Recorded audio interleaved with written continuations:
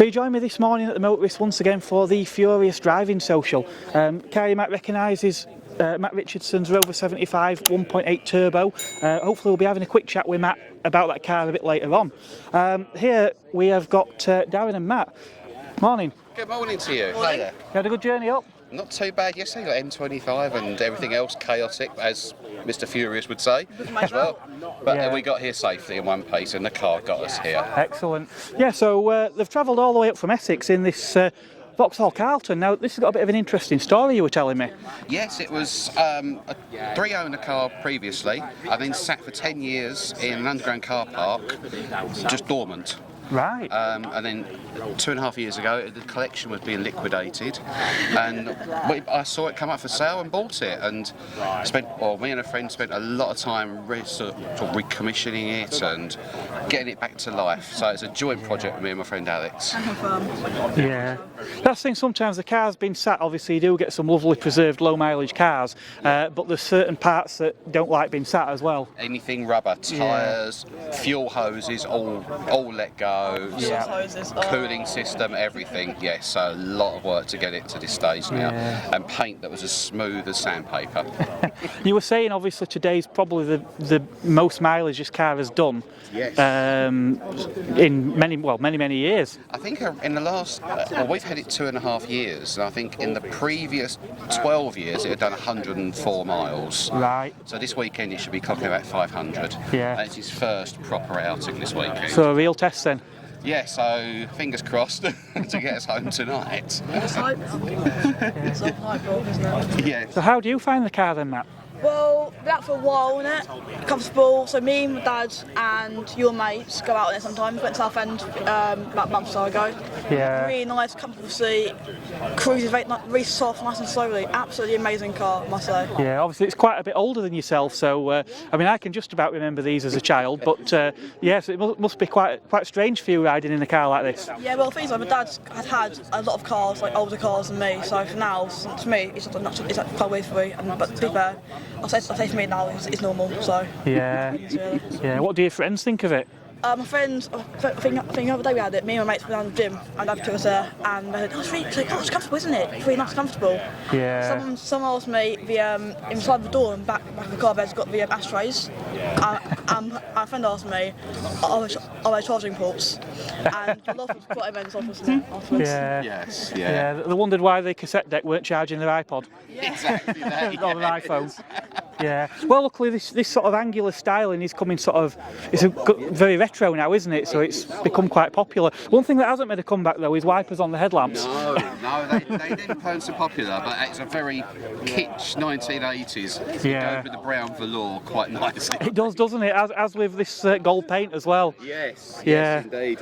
Yeah. Well, that's wonderful. Thanks very much for letting us pleasure. having a chat with us about the car. Lovely to meet you. Thank you. Cheers. Have a great day. Cheers. So, a familiar face on the channel you may recognise from an interview at Photo last year. Dickie. Morning, Dickie. Nice to see you again. Hello, Mark. Nice to see you. Yeah, you've brought us another interesting car. In fact, a very interesting car with quite an interesting story now. So, it's not a Saab. It's not a Fiat. Nope. Lancia. Thema. Yeah. V6. I'm going to have to correct you there and say Tamer. Fancy a Tamer. See, my Italian were never very good.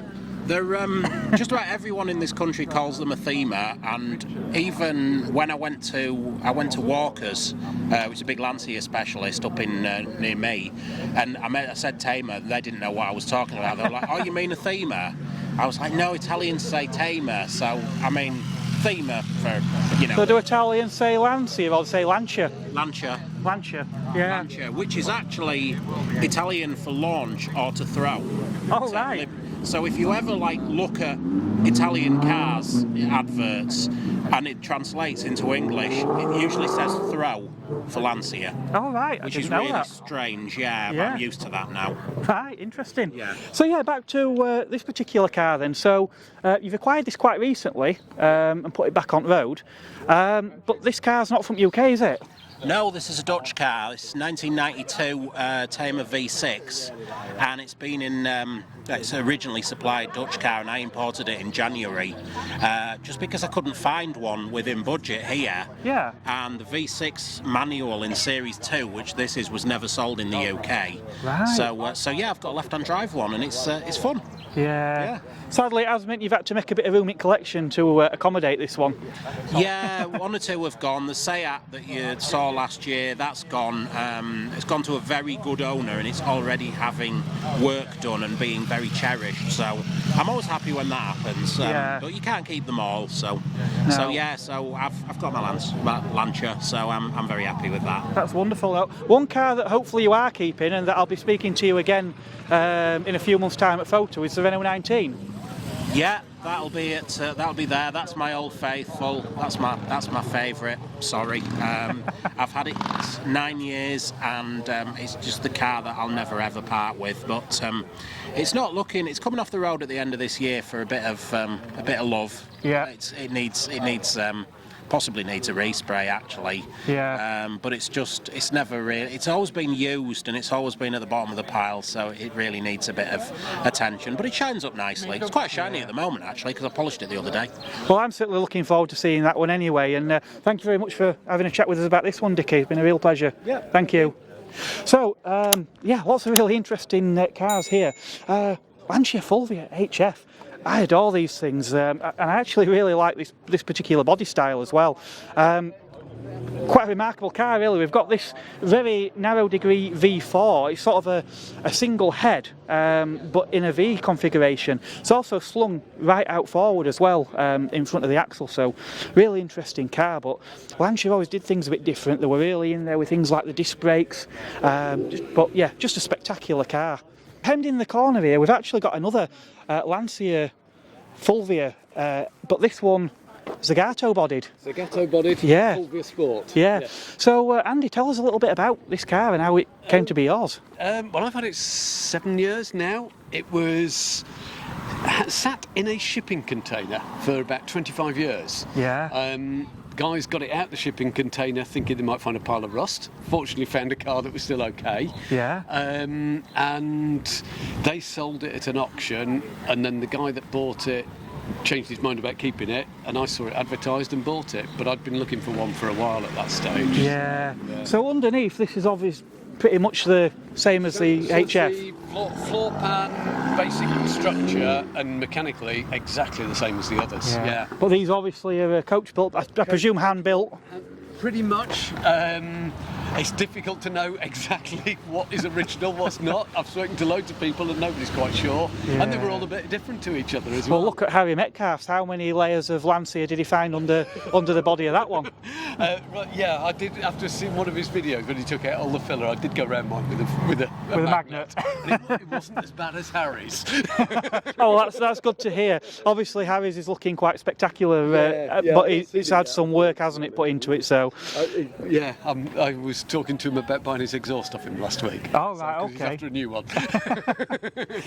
Yeah, obviously, I mean, you've done a bit of hill climbing as well, haven't you, Andy? But not with this car, though. No, I might. I'm wondering about doing a classic hill climb with it, but Yeah. I don't want to bend it. No, of course. It's nice to see him sort of exhibited, maybe going up the hill, but not quite going full chat. I might do, but it's not going to be competitive as it is. So I'll just see if I'll get brave enough or decide to have a play. That's excellent. Well, thanks very much. Pleasure. Cheers. Okay. Cheers for that. Something you don't expect to see at Furious driving would be a Ferrari Daytona. Now, whether this one is real or not, I don't know. There were a lot of replicas of these usually built on things like Corvettes, but if that's real, that's a serious bit of car.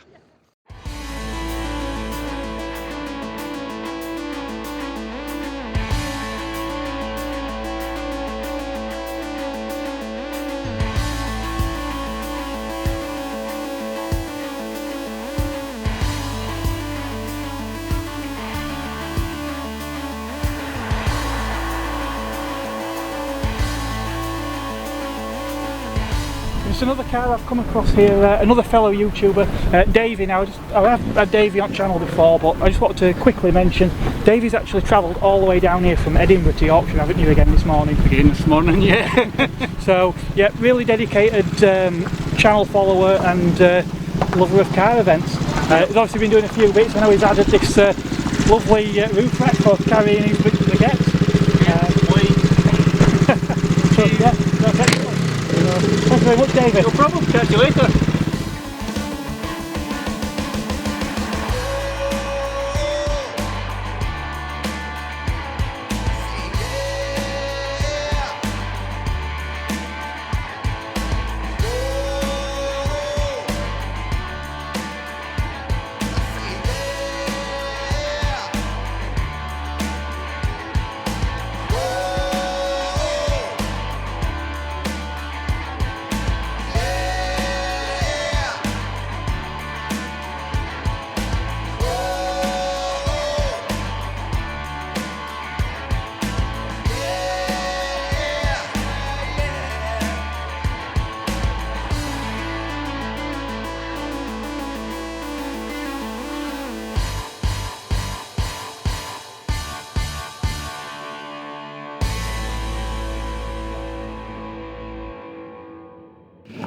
Now, as I did mention earlier, there is a BMW club here today.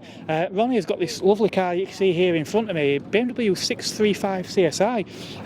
Ronnie, it's a magnificent machine. Is this a real time capsule of 80s history?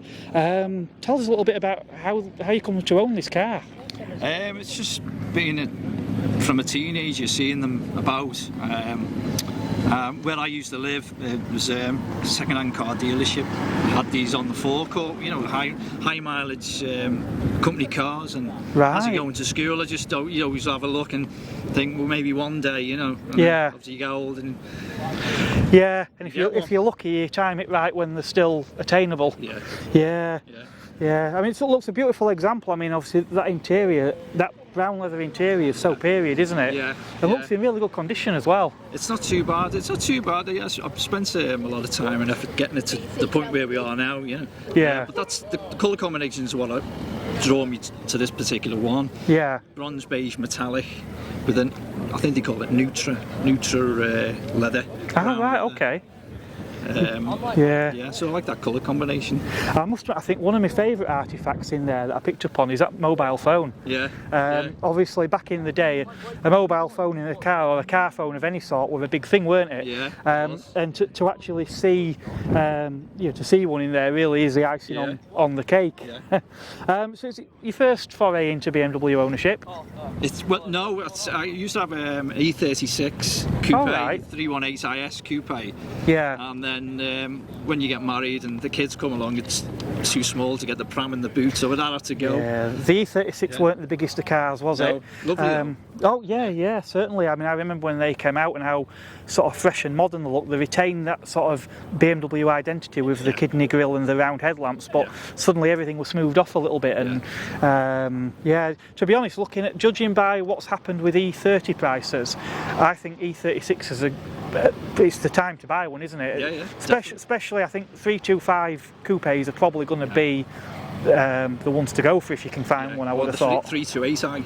Yeah. That's the bigger engine one. Or the M3, even the M3s, a lot of them are unattainable now. You know. Well, that's why we're thinking more 325. It's probably a sweet spot, isn't it? It's in the range. But it's certainly. I mean, these are certainly worth quite a lot more than E36s these days, aren't they? The last one I saw, I was shocked at what these cars are actually worth now. But but they weren't a cheap car in the day, though, were they? No. This new in 1986 was £28,580. This particular example. Yeah.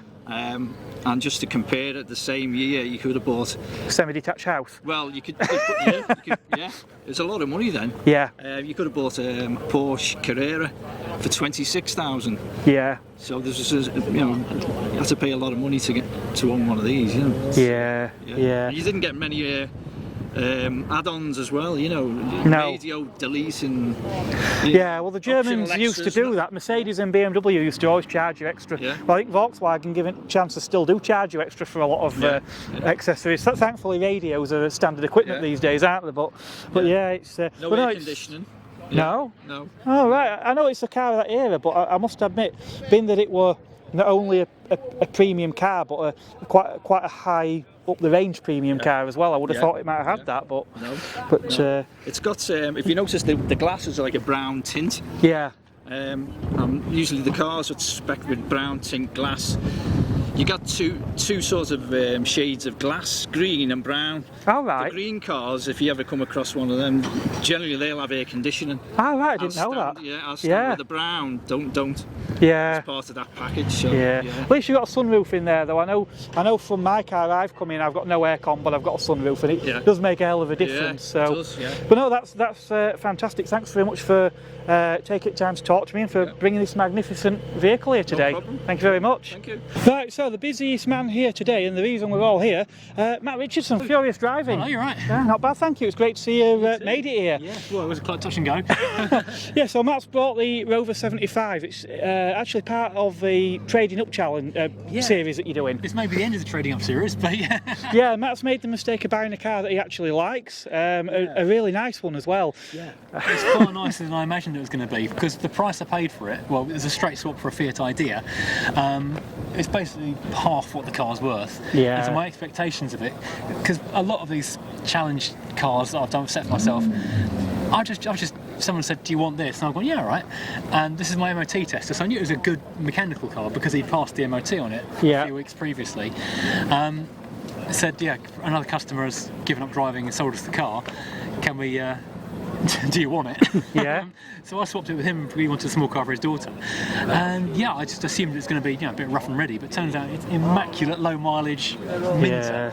Now normally we go nuts for KV6s, but this is actually the 1.8 turbo, and it's comparable power but much better fuel economy. Yeah, I did the entire drive yesterday. I did about 220 something miles on about a third of a tank of fuel. Yeah. I filled up in the morning. I brimmed it for £70, so I've come all the way from Kent to Yorkshire on about 25-30 quid worth of petrol. Yeah. So you can't argue with that, really. It's a lovely car though, Matt. I mean, I know it's not the top spec. No. It's not a connoisseur, but it's got probably the best wheels. And is it Wedgwood blue? It is Wedgwood. Yeah, which I remember the launch of these at the NEC, and it's the spec that you kind of remember these cars in. It is, yeah. Sadly, obviously, you're still having issues with batteries, which is a bit of a. Not anymore. It has been a recurring theme, hasn't it, on the channel? Well, yeah, they do seem to come up quite frequently. Yeah. But this one should be okay now. Brand new Yuasa 096 is under the bonnet now. Yeah. Because what was in it, that had been fitted by the garage for the previous owner, was about 2/3 of the size it should have been, and it was absolutely knackered. And it was a Lion as well, which Lions are the worst batteries going. No, I do use the Yuasas myself. I think they made the name with motorcycle batteries, I believe. I think so, yeah. Yeah, but they do seem to be highly recommended these days. Worth spending the money on it. Yeah, well, I can't say a lot because yesterday morning I ended up at the same Halfords that you ended up. Yeah, my car didn't want to start, but I think I might have accidentally switched the map light on when I closed its sunroof. Left it for a week, and understandably it didn't want to start. So I've been and bought a booster pack yesterday. So I was watching your video, and obviously I'm thinking I know all these locations. Yeah. If I had the camera running when it conked out, you probably would have recognised the 40-mile-an-hour zone. Yes, yeah, probably. Yeah, we are next to an airfield, so we do get a bit of background noise.